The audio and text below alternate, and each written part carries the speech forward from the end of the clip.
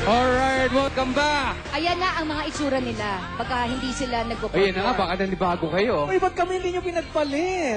Ay, yung tsura ko sa ano, yung... Kasi pag pinagpalit tayo, Ano mo eh? pag pinagpalit tayo, Iba mahaba buhok kami. natin. Sa tunay na buhay kasi, ano talaga kami. Ayan ang no? totoong personality nila. Oo. Ngayon, tanungin natin, dahil happy and gay kayo, kamusta naman kayo in real life? Masayahin di ba kayo? Paggabi, malulungkot din kayo. Lahat naman ng tao, may kalungkutan. Na kahit na may kalungkutan kami sa totoong buhay, yung trabaho namin, magpatawa ng mga taong malulungkot. Kahit na yung sarili namin kalungkutan, hindi namin kaya.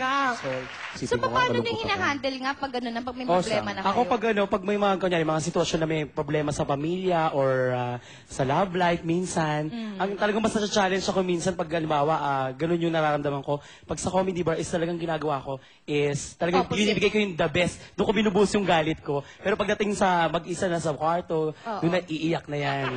Si Buba, ano yung kinalulungkot mo pag... Bubay, ano yung kinalulungkot mo paggabi? Ano, yung... Wala na yung letter Y. Siguro yung ano yung pag-isa talaga. Kasi yung mga bakla minsan, 'di ba, usually mga taga-probinsya, yung mga bating gusto Nag-iisa. mo iangat yung pamilya nila sa hirap pupunta sa malayong lugar, tapos mag-iisa ka dito. So, ayun yung kinalulungkot ko. Pero doon ako umuhugot. Alam mo, may problema sa bahay. Sa ngayon, ganun ka, yung pamilya mo nasa probinsya. Mm-mm. Ikaw lang mag-isa nandito Oo, sa dito Maynila. sa Maynila. Ikaw, Arnel, ano ka? Family man, di ba? Meron kang... Hindi nga ako masyadong makarelate doon sa malungkot ako. Paano yan? Yung anak mo ngayon dalaga na, Oo. ah, Sabihin ko naman, pag gabi dumating ba malungkot. sa'yo na parang gusto mo pang sundan siya or... Hindi na. Wala na. Yung pagkakaroon ng isang anak, nagpa-participate ka na sa Yes. natural order ng buhay.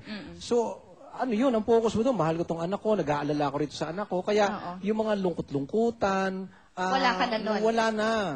Or meron akong final question sa kanila. Pag tinatawag kayo ng bakla, diretsahang bakla ang sabi, yun ang word. Na-offend ba kayo or rather meron kayong gustong itawag pa sa inyo?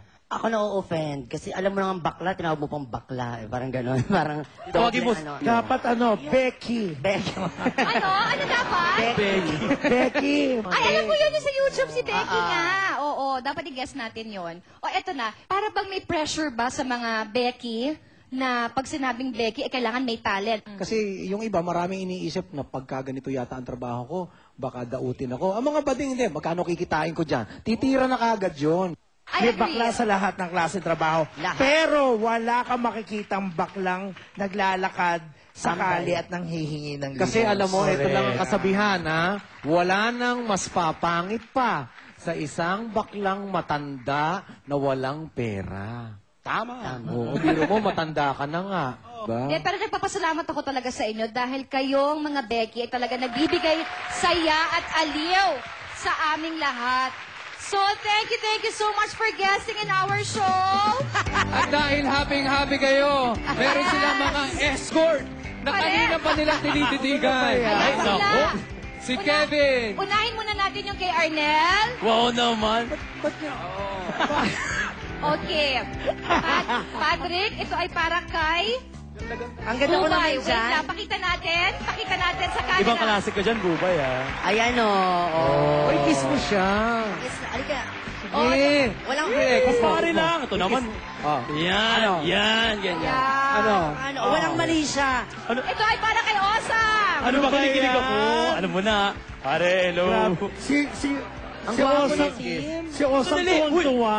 Wala man lang alik. Ano yes. to? Ang arte mo, pag naging lalaki ko, mas gwapo pa ako sa'yo. Ayan naman. Okay, next natin si Jason para kay Kim. Anak ka. Naku, Kim, parang anak mo na lang. Uy, halikan mo ako, bigyan kita 500. Alright, ayan, sa pagkakataong ito, Han. Ako naman ang umikot sa Metro Manila para sa ating cooking mo, ituturo-turo ko. Kaya panoorin po natin ito. Nandito ngayon tayo sa Luzon Avenue, Quezon City at kasama natin si Mrs. Lerma Rasco. Nandito ngayon tayo sa Cooking Mo! Ayan, ano ba problema ng barbecue nyo? Kaya in-stop ko kasi hindi ko na katulad na rin nung gawa nung sa iba. Opo. So, nag-request ako, kaya gusto ko magpaturo sa'yo para magkaroon ng kakaiba naman doon sa iba. Ayan. Yung ginawa niyong marinade sa barbecue, tama na yan. Ang babaguhin lang natin yung timpla nung barbecue sauce. Kasi po ang ginagamit nyo ay toyo at ketchup lang po ang ginagamit niya. Ngayon, dadagdagan po natin ng butter, brown sugar, ketchup, at konting peanut butter. Sige, umpisahan na natin. Meron na tayong butter na tinunaw dito. Okay, lalagyan po natin ng ketchup. Kaya po natin iniinit siya para mawala yung asim ng ketchup. Lalagyan din natin ng sugar. Lalagyan natin ng sugar. At itong peanut butter, lalagyan natin ng konti lang. Ito yung magpapaiba sa mga ibang klaseng barbecue sauce. Parang nagkakaroon siya ng Thai na recipe. Ayan, ngayon nahalo na natin yan. Okay? Ngayon, hindi na natin sinusukat yan eh. Depende na po yan sa paglasa nyo. Ayan, tsaka makikita nyo lumalapot siya. Oh. So, susubukan po natin dalawang stick, no? Lalagyan natin siya ng itong sauce. Bago natin siya i-barbecue, ito na ang ating bagong barbecue sauce. Ngayon, ay barbecue na natin, ha?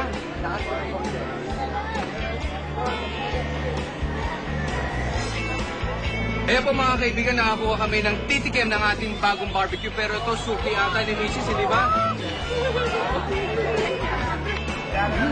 Sabihin mo sa kanila kung gaano kasarap ang bagong barbecue ni Mrs. Tikman nyo na lang po. Masarap talaga.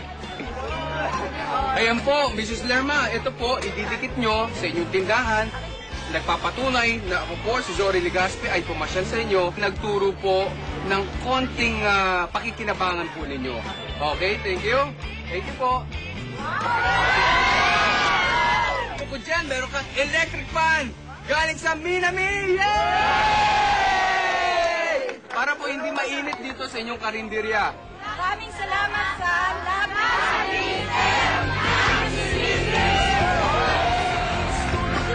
Alright, welcome back sa Love ni Mister. Love ni Mrs. Yes, Arnelli. Yes, Meron kang gusto nga... Yes, thank you sa lahat na nagpunta sa SMX, sa Mall of Asia Complex, lahat na nagpunta sa Themes and Motives. Alright, thank you so much, Arnelli. Thank you again for guesting. Alright, ngayon naman tatay, oras na para sa ating Mr. and Mrs. of the Day. Happy morning! Ngayon, nandito naman ako sa Barangay Pinyahan, Quezon City para kilalanin natin ang ating Mr. and Mrs. of the Day. Nandito ako ngayon sa labas ng bahay/tindahan nila. Halika, pasukin natin! Ngayon, nandito na ako sa bahay ni Ate Ruth at saka ni Kuya Lito. Hello! Ang aming Mr. and Mrs. of the Day. Paano nag-umpisa inyong relationship? Kakaiba kasi, sa text lang kami nagkakilala. Curious lang ako. Boses niya kasi, parang babae. Bisa niya sa personal parang babae. Yung, kung lalaki ka ba talaga? Sabi niya, lalaki ako. Pero yun nga, something na meron, di talaga lalaking-lalaki kasi aalangan siya sa sarili niya, yung ganun. Sabi ko, hindi naman masama yun kasi kung gusto mo talaga magbago, may paraan naman talaga. Aminado naman ako na, oo, ng time na na nililigang ako sa cellphone pa, hindi pa ako sure. Pero ngayon, tumatagal na kami, almost 3 months, 4 months na kami. Tinami ko na sa kanya na seryoso na ako sa kanya. Sabi nga, kung sino yung sa Panginoon sa'yo, kung anong mga weaknesses, tatanggapin niyo isa't isa. Dahil dyan, kayo ang aming Mr. and Mrs. of the Day! Kiss naman! From Love ni Mr. Love ni Mrs. ang love shirts! And then, ang mug natin. At syempre, di mawawala ang love keychains. Ang gift certificate from Nailaholic. Ito, syempre, ang Nikon.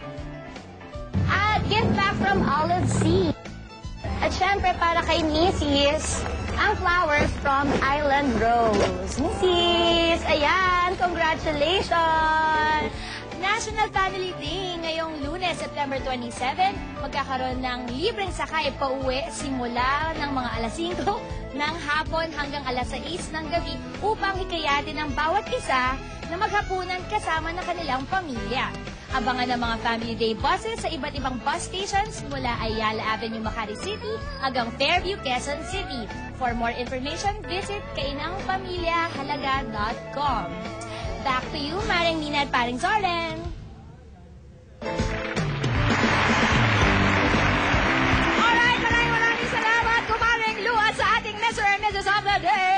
Congratulations!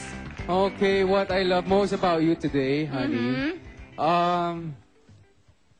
natutuwa ako pag meron tayong mga gay celebrity na guest. Kasi, for some reason, tawa ka ng tawa. Hindi ko alam kung bakit. Kasi nakakatawa sila. Kaya nga natatawa. Pag nakikita kitang tumatawa kasi yung sense of humor mo, ano siya season. Minsan wala, minsan meron, minsan wala, minsan meron. Seasonal talaga yung... Yes.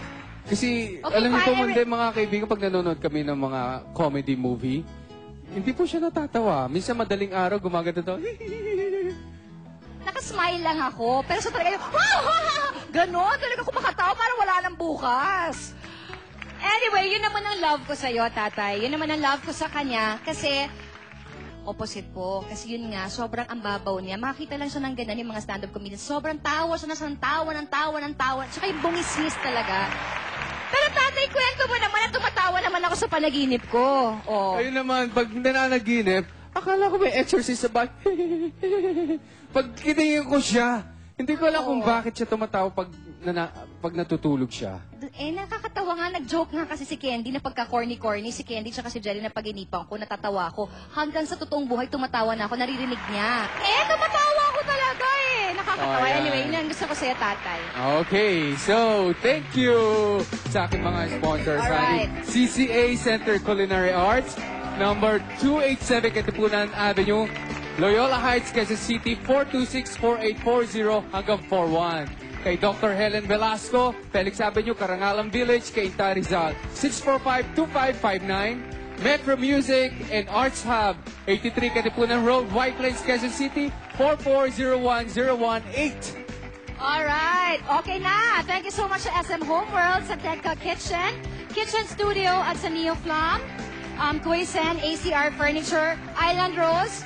For inquiries, please call 816-3091. Tapos gusto ko mag-thank you kay Marlon Bailon kasi gumawa siya ng fan page para sa love ni Mr. Love ni Mrs. So, Marlon, Thank you.